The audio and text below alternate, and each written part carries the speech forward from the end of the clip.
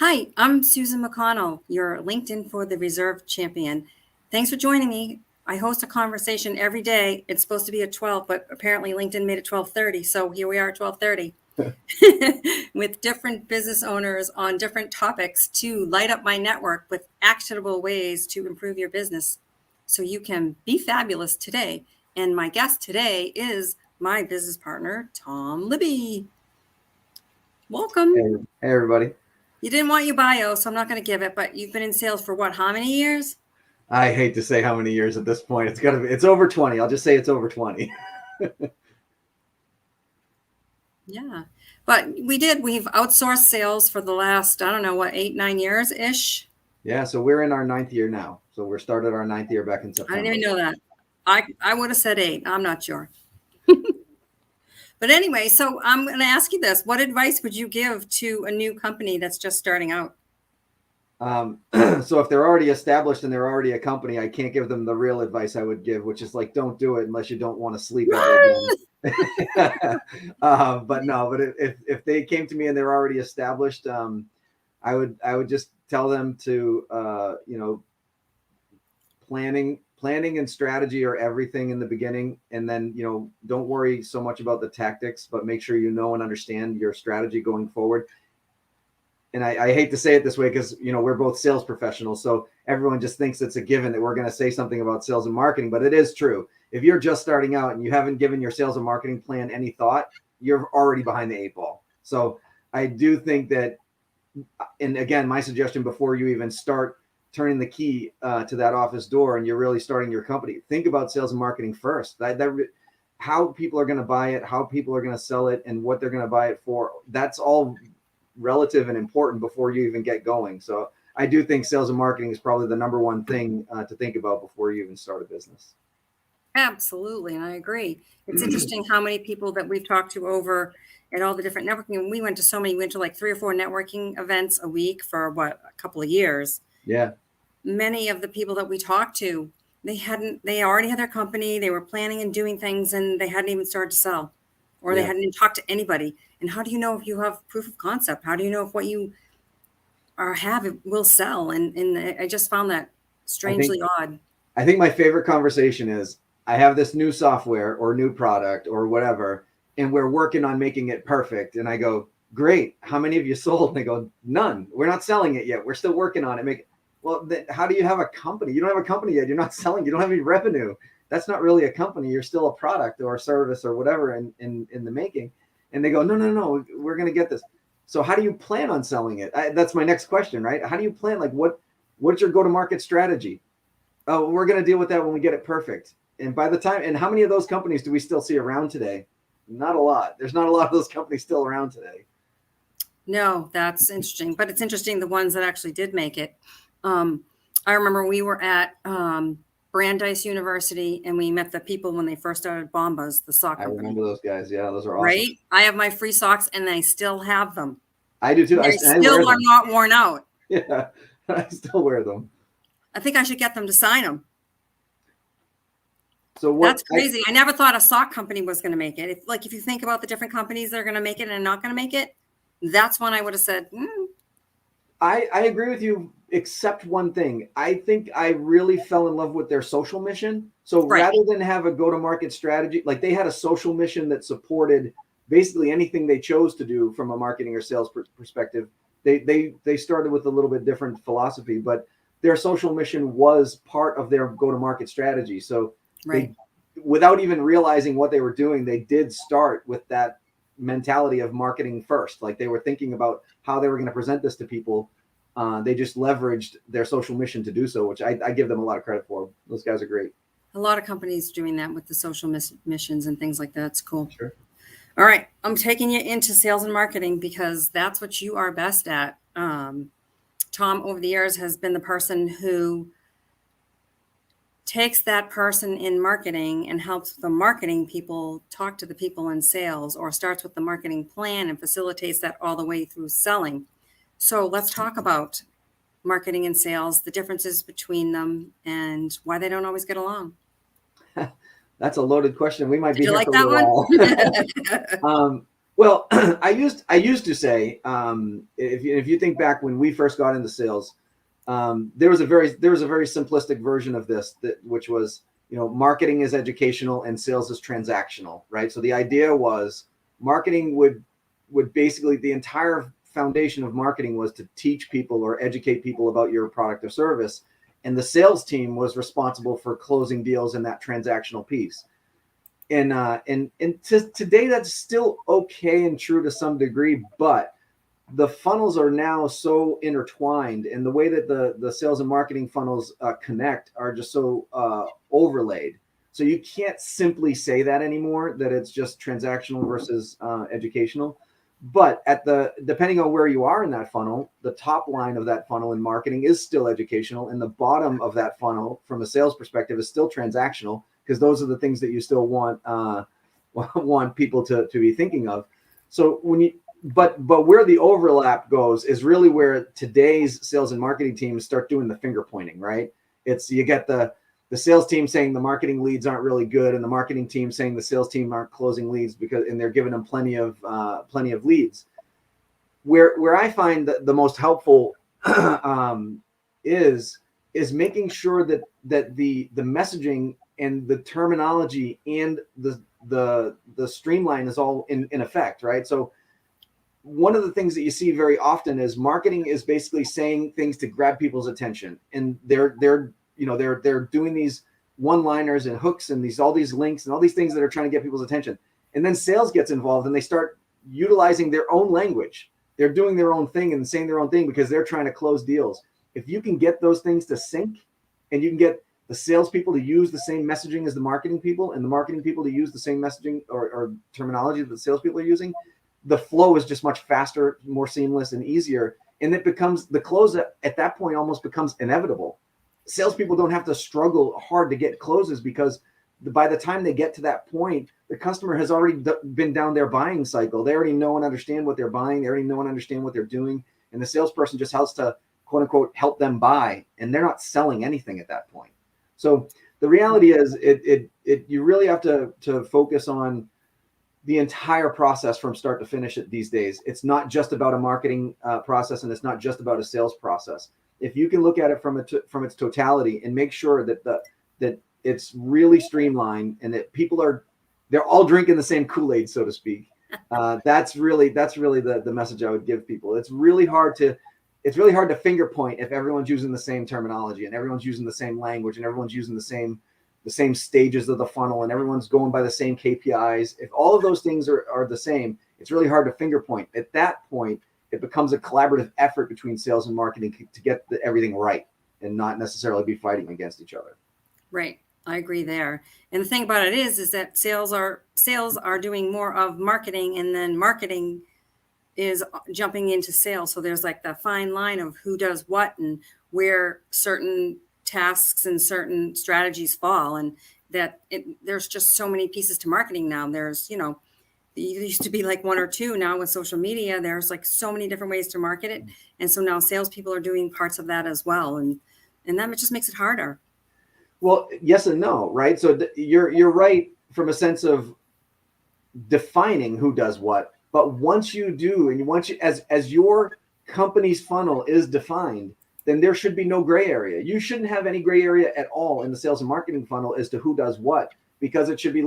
And again, to your point, some companies may want the salespeople to take over here. Other companies want the salespeople to take over here. It doesn't really matter as long as it's clear and understandable, and everybody knows, and everybody's on the same page. So then there's no fight, because it's identifiable as to where sales and marketing connects, where marketing drops off, where sales takes over. And if certain points in the sales process, you might have to go backwards up the funnel because your customer's simply not ready yet. Well, then depending on where they go back up to the funnel, it's still clear as to who takes over that role, whether it's sales or marketing. It all should be written out in your sales and marketing plan. Absolutely. So how do we get sales and marketing? I'm watching us live, and this is hilarious because your arms and your hands are going, it's cracking me up. I had to say that.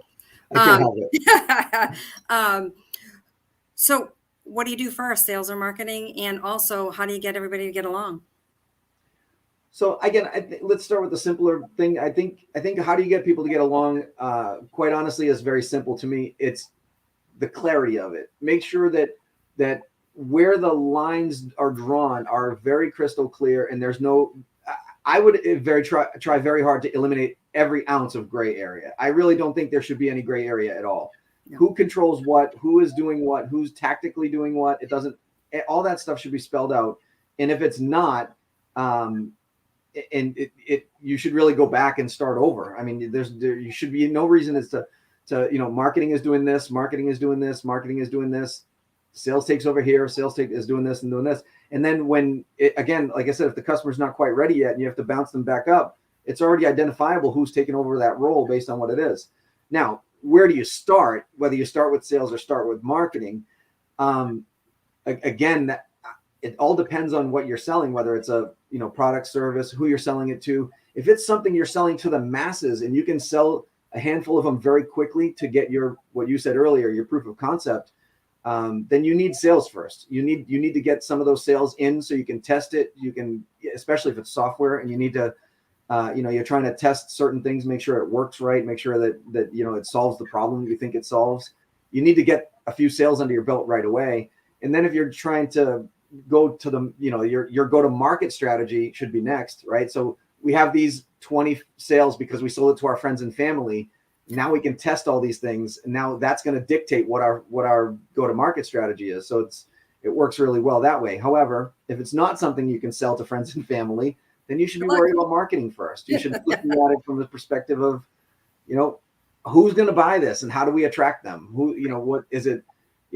Understanding your demographics and your buying, who's buying it is vitally important at that point. Market research is probably where you would start. So in that case, start with market research and then identify your marketing plan from there. But again, it really just depends on what you're selling and what you're selling. Oh, definitely. Totally depends. And that is the key.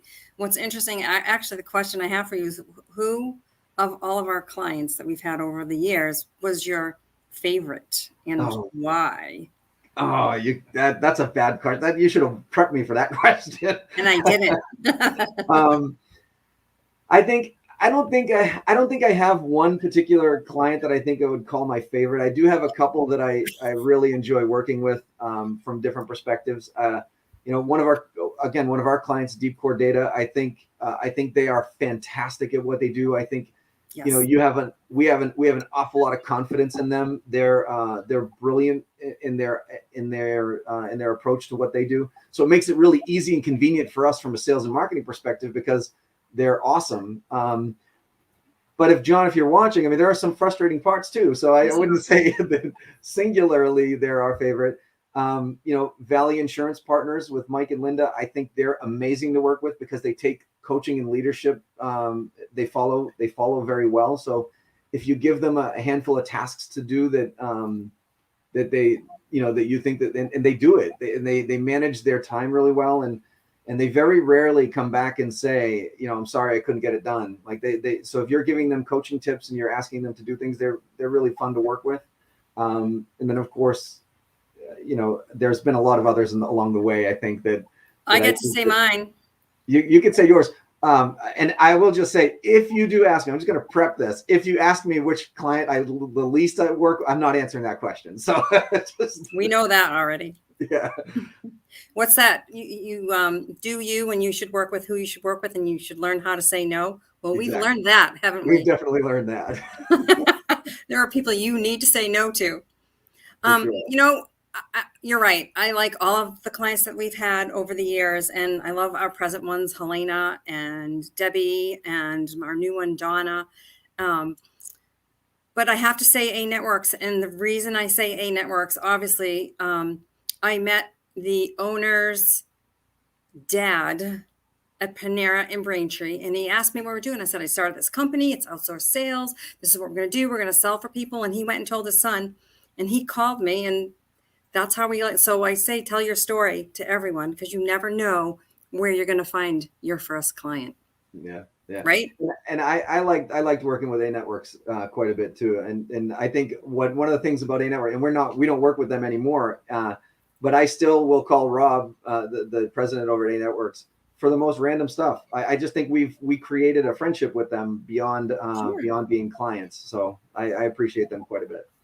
Yeah, I just love the fact that I found his dad in Panera, and they ended up being client. And then I think I found one of our salespeople in line at Dunkin' Donuts once because, Yeah. so he was a friendly kid, and he turned around and asked me some questions like, hey, and we just chatted, and we ended up hiring him. So Yeah. that's my whole tell your story to everyone, because everyone needs to hear it, because you never know who's going to be able to buy from you. It's true. Very true. That's my solid networking advice there. I don't know. Do you have any questions for me? I've never done that. I've never asked anybody to ask me any questions.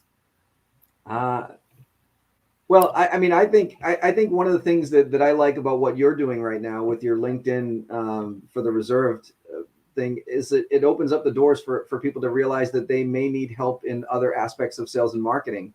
So, Right. I guess the question for you is, how do you lead your your LinkedIn clients into thinking about longer term or outside of LinkedIn?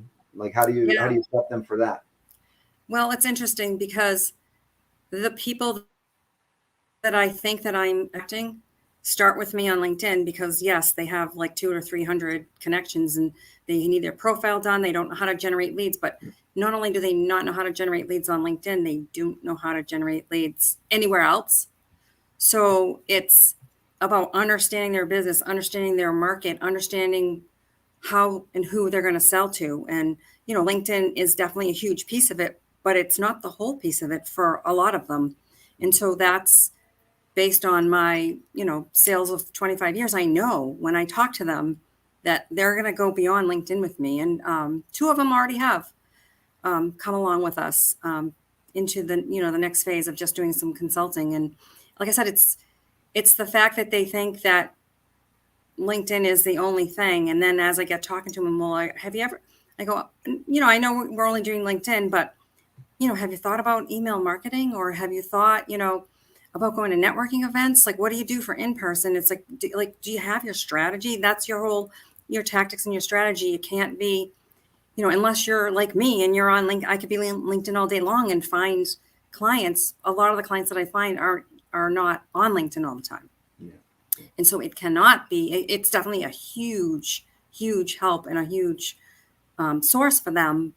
But there are other ways that they have to find their clients as well. So it's interesting. It's understanding them totally when you first start talking to them and asking what their problems are and how you can solve them. Because if you don't ask them those questions, it's going to be a mess, because you're not going to know that they don't know any of this. And then it makes it harder for you to even help them. So it's asking good questions. That's what it is. Yeah. It's fun. The foundation of sales, right? Asking good questions. Imagine that, listening. That was a hard one for me with my ADD. I now preface meetings by saying, I have ADD. If I interrupt, it's only because I really want to help you and I'm thinking of the next question. It's bad. That's not that bad. You get used to it after 8.5 years. True. So what is the best advice that you've given a client over the years that you can think of that really helped? I think something that you said a little while ago about being who you are, being genuine, and being making sure that the people that you're attracted, clients that you're attracting for yourself are either like-minded or simple. Like, it's really important to make sure you're working with people that you should be working with and not working with people that you shouldn't be working with. I think one of the best pieces of advice that I've ever given to anybody is know when to cut that tie. Know when to fire a client. Like, it's as consultants, we get terminated all the time because we run our course. We've done our part for them and they don't need us anymore. On rare occasions, we have clients that we need to get rid of because they're dragging us down. So every company can say that. Every company can say that they have clients they probably shouldn't have, clients, that they shouldn't be having as clients.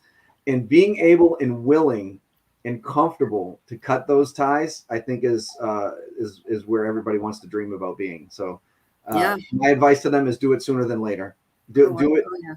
Don't wait. Don't let them drag your company down. Don't let them drag your the I'm trying to think of the term. For whatever reason, it's escaping me. But the camaraderie of your team and like how the positivity of your company and like it can come crashing down if you get the wrong clients in there and they're beating up on your employees all the time. So it's it's not worth it. It's not worth the lifeline of your company to trying to appease everyone. You can only appease the people that are going to be appeased by you. So it's I think that's the most important part.